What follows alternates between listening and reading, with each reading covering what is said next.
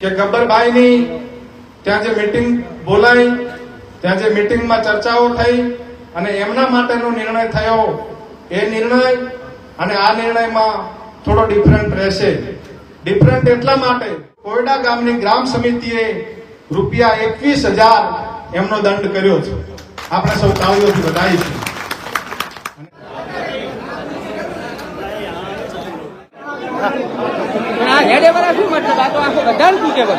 બોલો સદારામ બાપુ કી. કોઈ video viral નહીં કરે, તમને સાંભળવા છે નહીં. જો તમને આ નિર્ણય માન્ય ન હોય તો આપણે નિર્ણયને ફેર બદલવો કરવો છે. બધા મંડપ બચાવી દો, બધા જ મંડપ.